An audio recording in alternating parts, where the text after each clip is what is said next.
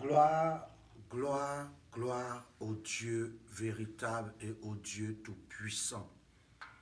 Nous abordons la dernière semaine de notre moment de prière et de jeûne. Et pendant les 2 semaines passées, le Seigneur nous a accordé la grâce de partager des choses essentielles en ce qui concerne la vie de Néhémie d'abord et ensuite de Daniel. Dans cette nouvelle semaine et dernière, nous allons toucher quelques éléments en rapport avec la vie de David. Cet homme que j'aime tant, ce roi qui a marqué effectivement Israël, et cet homme plein d'enseignements. Et je crois pour ma part que personne ne regrettera ce moment par la grâce de Dieu. Et nous allons directement aller dans la parole du Seigneur, dans le livre de 1 Samuel, en son chapitre 16, les versets 10 à 13. 1 Samuel, chapitre 16, versets 10 à 13. Ouvrons notre Bible et lisons. Isaïe fit passer ses 7 fils devant Samuel. Et Samuel dit à Isaïe, l'Éternel n'a choisi aucun d'eux. Verset 11. Puis Samuel dit à Isaïe, sont-ce là tous tes fils? Et il répondit, il reste encore le plus jeune. Mais il fait paître les brebis. Alors Samuel dit à Isaïe, envoie le chercher, car nous ne nous placerons pas avant qu'il ne soit venu ici. C'est-à-dire, on ne va pas bouger sans que je ne le voie. Verset 12. Isaïe l'envoya chercher. Or, il était blond, avec de beaux yeux et une belle figure.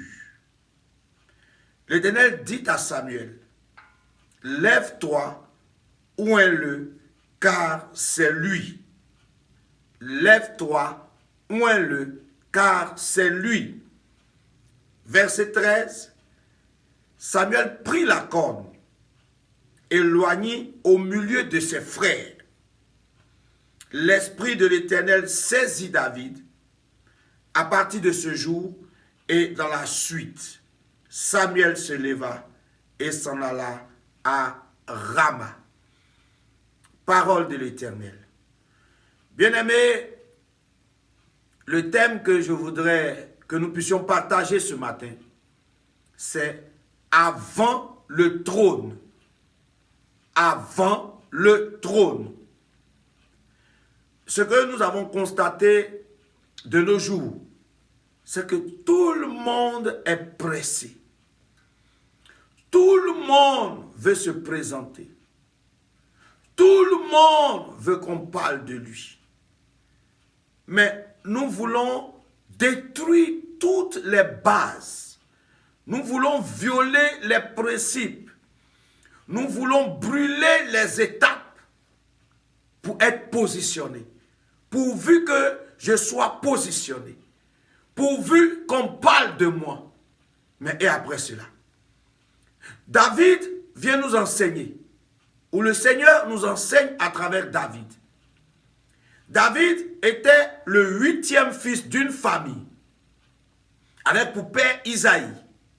Le Seigneur, après avoir disqualifié le premier roi, Saül, décide de choisir un nouveau, d'installer un nouveau. Alors il envoie son prophète dans la maison d'Isaïe. Et là, pour lui donner des directives afin de choisir le nouveau roi d'Israël. La Bible dit que le prophète Samuel arrive, il demande à ce que le père de la maison fasse venir tous ses enfants. Le père de la maison choisit de faire venir 7 de ses enfants. Pas tous ses enfants, mais 7 de ses enfants. Et pendant que les 7 défilent, on se rend compte qu'à la fin de ce défilé, le Seigneur n'a choisi aucun des 7. Alors, Samuel, prophète, pose une question, parce qu'il y a un doute qui, clairement, inonde son esprit. Le Seigneur m'envoie dans une maison. Il me demande de choisir. Le Père me présente tous ses enfants. Mais le Père finit de me présenter tous ses enfants. Il ne choisit personne parmi eux. Dieu est-il menteur? Le Père est-il menteur? Ou je me suis trompé? Donc il pose la question. Y a-t-il encore quelqu'un? Il dit oui. Le plus jeune. Mais il est en train de faire paître les brebis. Alors Samuel de lui dit, fais-le venir parce que je pense qu'on ne peut pas bouger sans l'avoir vu. Et Isaïe fait venir David. Dès qu'il le voit, selon les caractéristiques, les critères qui sont donnés dans la parole de Dieu, le Seigneur maintenant lui dit, oins-le, car c'est lui. Et Samuel oignit David. Et l'Esprit du Seigneur se saisit de David depuis ce jour. Alors Samuel, finissant sa mission, s'en alla. Avant le trône, je veux parler de cette période-là, qui se présente comme une période d'anonymat. Une période où on n'entend pas parler de toi. Une période où on ne sait même pas où tu existes. Mais je pense que c'est une période où Dieu prend sur lui de te cacher. Une période où Dieu prend sur lui de te former. Une période où Dieu prend sur lui de pouvoir mettre en toi les éléments essentiels qui vont te permettre de pouvoir bien régner demain.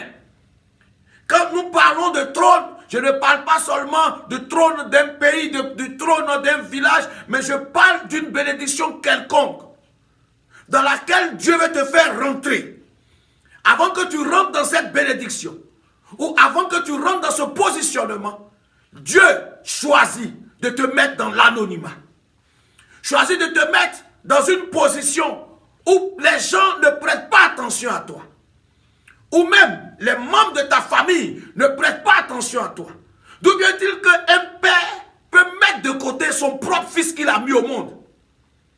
D'où vient-il qu'un père peut, ma foi, oublier, négliger, pas oublier, négliger, parce que quand il lui demande, il lui dit pas non, ce sont les 7 seulement, il dit il y a un autre. Donc s'il était bien conscient qu'il avait un 8e fils, cela signifiait qu'il a négligé, il a dévalorisé. Mais dans cette période où il a été négligé et dévalorisé, l'Éternel a choisi ce moment pour le former. Pour former David. Vous savez, pour arriver à un stade et pour durer à ce stade, nous avons besoin d'une bonne formation. Nous avons besoin d'acquérir des choses essentielles afin que lorsque nous serons à cet endroit, on ne chancelle pas. J'ai pour habitude de dire, ce qui importe à Dieu, ce n'est pas qu'il te donne quelque chose. Mais ce qui importe à l'Éternel, c'est que tu puisses conserver, maintenir cette chose-là pour un long temps. Beaucoup de personnes apparaissent et disparaissent à la seconde. Ces personnes apparaissent pour 1 an, disparaissent. 2 ans, disparaissent. Ne peuvent pas maintenir une longue marche de gloire. Oui, parce que l'ennemi sait que pour maintenir une longue marche de gloire, tu as besoin d'être bien enraciné. Les racines de l'arbre doivent bien rentrer en profondeur, afin que quels que soient les vents et les secousses, ce arbre-là ne capitule pas et ne tombe pas. Donc pendant que les 7 enfants étaient autour de la maison du Père, qu'on pouvait appeler facilement, David était loin du Père, mais près de Dieu. Il était loin du Père, mais près de Dieu dans la brousse. David, avant le trône, était en train d'être formé. Avant le trône, était en train de recevoir le caractère celle qu'il fallait pour la domination. Avant le trône, était en train de recevoir l'audace, était en train de vaincre la faim, était en train de vaincre l'humiliation, était en train de vaincre la médisance, était en train de vaincre l'hypocrisie. David était en train de vaincre un certain nombre de choses. David était en train de recevoir l'audace des grands guerriers, l'audace des combattants, celui qui fonce parce qu'il sait que celui qui est derrière lui est plus grand que la situation qui se présente au devant de lui. Avant le trône, tout le monde a les yeux sur le trône. Tu as les yeux sur ta bénédiction. Tu as les yeux sur un voyage. Tu as les yeux sur un mariage. Tu as les yeux sur plein de choses. Sur un travail, sur un positionnement. C'est pas mauvais. Mais quels sont les éléments que tu arrives à acquérir? Quel est le caractère que tu arrives à acquérir? Quelle est l'audace? Quels sont les éléments pratiques que tu arrives à acquérir afin que lorsque tu seras là-bas, tu ne descendes plus? Ou afin que lorsque tu seras là-bas, tu restes toujours attaché à Dieu? David avait expérimenté Dieu dans la brousse. Il avait expérimenté Dieu dans tous ses combats. De telle sorte que, quels que soient les vacillements, David revenait à Dieu. David savait revenir à Dieu parce qu'avant le trône, il avait Dieu. Donc au trône, il avait aussi Dieu. Mais avant le trône, si tu n'as pas Dieu, avant le trône, si tu n'es pas consolidé, avant le trône, si ton intimité n'est pas solide, si ton intimité avec Dieu n'est pas éprouvée, lorsque tu arrives au trône, tu deviens un faux. Lorsque tu arrives au trône, tu te détournes des choses parce que simplement ton fondement n'a pas été bien établi, bien installé en Christ Jésus. Il a été clair, il dit celui-là qui va le prendre pour appui, nous sommes en Ésaïe 28, le verset 16, n'aura point hâte de fuir. Cela signifie que lorsque tu es enraciné en Jésus, lorsque ton fondement est solide, lorsque ce fondement-là sur lequel tu es basé s'appelle Jésus-Christ de Nazareth, ce fondement, cette pierre angulaire, cette pierre éprouvée, on ne pourra pas te déséquilibrer ou t'abattre parce que tu sais ce que tu as expérimenté avec Dieu. La faim ne va pas te faire peur, la trahison ne va pas te faire peur, l'hypocrisie ne va pas te faire fuir, la méchanceté ne va pas te faire paniquer. Quelles que soient toutes les prouesses de l'ennemi, toi tu restes tranquille car tu as été formé. Bien-aimé, celui-là qui n'est pas formé face aux crises sera déformé. Celui-là qui n'est pas formé face aux situations critiques sera déformé. Tu dois être formé pour recevoir cette transformation de l'Éternel afin que tu demeures toujours solide quelles que soient les circonstances. Et David avait compris cela avant le trône. Aucun passage nous a révélé que David s'est plaint parce que son papa l'a mis quelque part. Trop de pleurnichards. Partout nous avons des pleurnichards. Pourquoi on ne fait pas ça ceci pour moi pendant qu'on fait cela pour d'autres personnes? Bien aimé, chacun a sa destinée. Prends conscience de ta destinée. Rends-toi compte que si tu as envie, c'est que Dieu te prépare un trône, te prépare une position. Laisse les gens faire leur mouvement, leur bruit. Laisse même les membres de ta famille faire leur bruit. Laisse ton père, laisse ta mère, laisse tes frères, laisse tes soeurs, laisse tes cousins, laisse tes collègues, laisse les gens de ton quartier, laisse les gens de ta communauté faire leur bruit. Mais toi, sache que tu as un programme et qu'au temps marqué, tu seras recommandé. 2 Corinthiens, le chapitre 10, le verset 18 est clair pour nous tous. Il nous dit simplement, ce n'est pas celui-là qui se recommande qui a approuvé, mais celui que Dieu recommande. 2 Corinthiens 10, 18. Ce n'est pas celui qui se recommande lui-même qui a approuvé. C'est celui que le Seigneur recommande. Donc, au lieu de chercher les recommandations des hommes, on va perdre notre temps. On veut faire plaisir aux gens. On veut que les gens disent du bien de nous. Mais on n'est pas là pour les gens, on est là pour Dieu. Si Dieu nous approuve, si nous sommes sincères, si nous demeurons dans la fidélité de Dieu, dans la loyauté de Dieu, les gens seront obligés de se mettre à notre pied. Dieu recommande. Et quand il recommande, il veille sur sa recommandation. C'est pour cela que malgré toutes les secousses, David n'est pas mort avant son temps. On part de quelque part pour arriver quelque part, bien aimé. Tu peux pas te lever un matin comme ça et puis un coup tu deviens roi, reste tranquille. Aujourd'hui les gens se précipitent pour avoir de l'argent. je ne sais où rapidement, mais aussi il meurt rapidement. David est parti de la brousse au trône. Joseph est parti de la prison au trône. Néhémie est parti de l'exil au trône. Bien-aimé, Jésus est parti où ça? De la crèche au trône. Il y a un mouvement. Dieu t'engage dans un mouvement. Ce n'est pas là où tu te trouves qui est important, mais c'est là où tu t'en vas qui est important. Et donc ton esprit doit être galvanisé. Tu dois être un homme qui doit savoir clairement que l'Éternel veut te conduire quelque part. Mais tout n'est pas de posséder le trône. Avant le trône, il y a une formation. Avant le trône, il y a une transformation. Avant le trône, il y a des réglages spirituels, matériels, caractériels que Dieu relâche pour que tu sois consolidé. Quand David est arrivé, le Seigneur a dit, ouin-le, car c'est lui. Cela me marque pour dire que le Seigneur a fini non seulement de le qualifier, non seulement de l'approuver, non seulement de l'appeler, non seulement de le qualifier, mais plutôt il a fini de s'investir en lui. Donc maintenant, lui, David, il pouvait être capable d'aller au trône.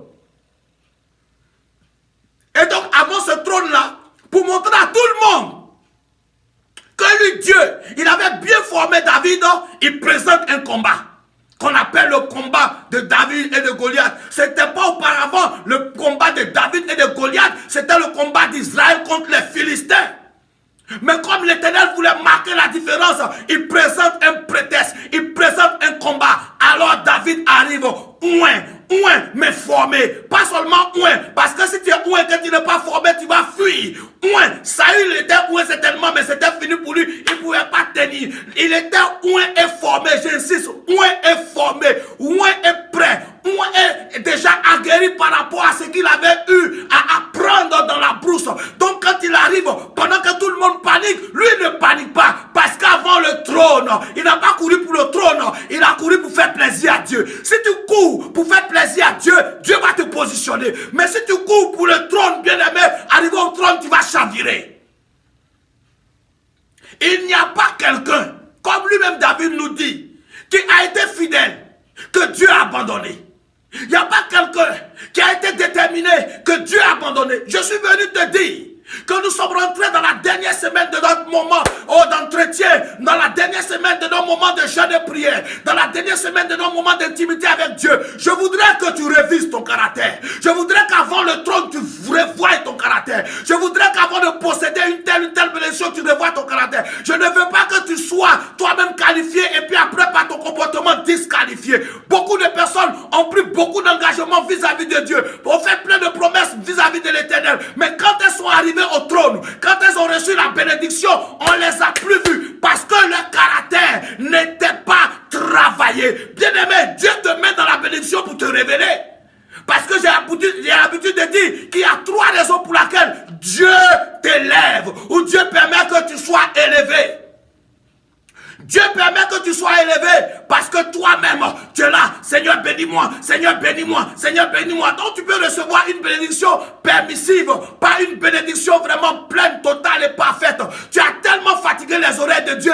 Dieu dit, positionnons-le. On te positionne, tu ne peux plus rien faire parce que ton caractère sera imposé. Donc, Dieu te révèle des fois. Dieu positionne certaines personnes pour révéler qui ils sont ou qui elles sont.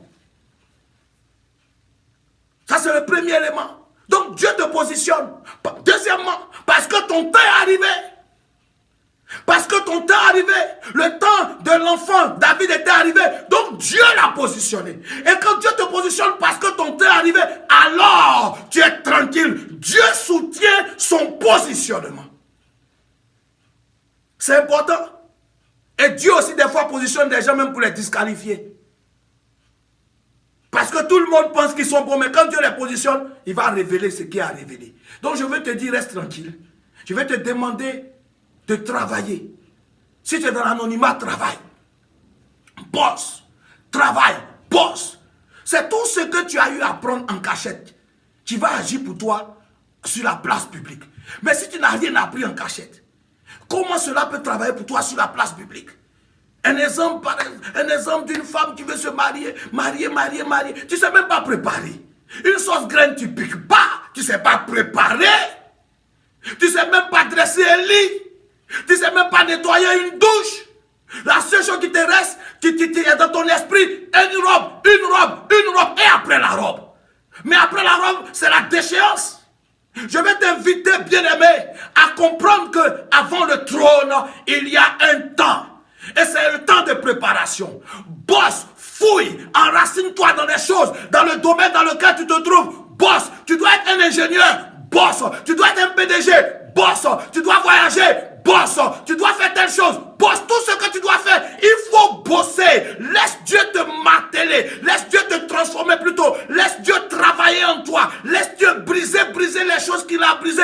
Positionner, façonner.